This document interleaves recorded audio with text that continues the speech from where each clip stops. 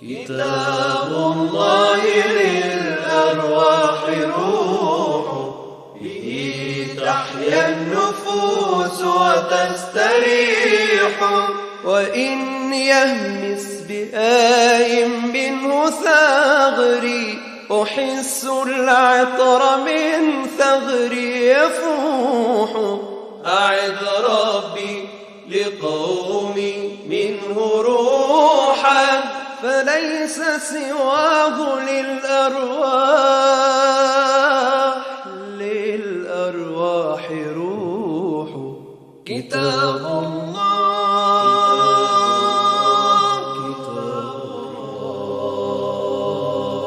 Assalamu alaikum wa rahmatullahi wa barakatuh.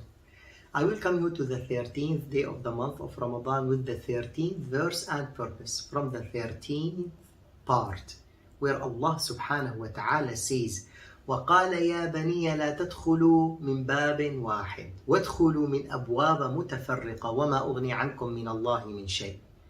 Yaqub said, O my son, do not enter the city all through one gate, but through separate gates. I cannot help you against what is destined by Allah in the list.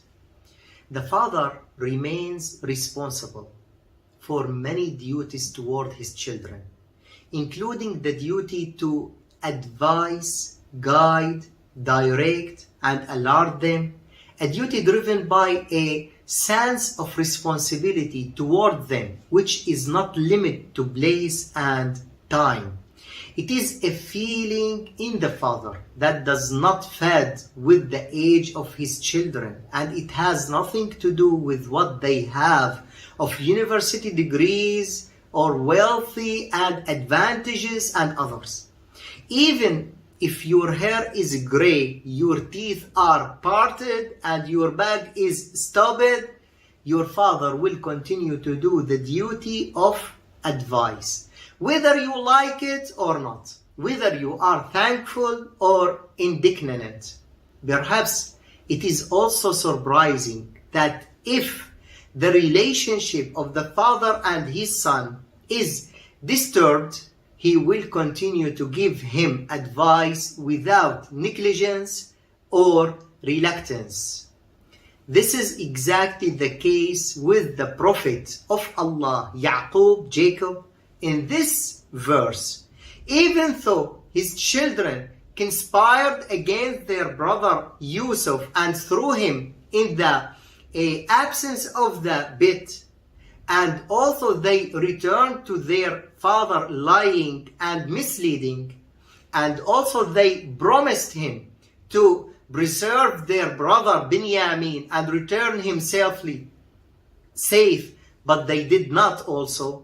With all that, as he bids them farewell to the Aziz place of Egypt, he said to them, my children, Ya Baniya, do not enter, that is against the king of Egypt, do not enter in his palace from one door.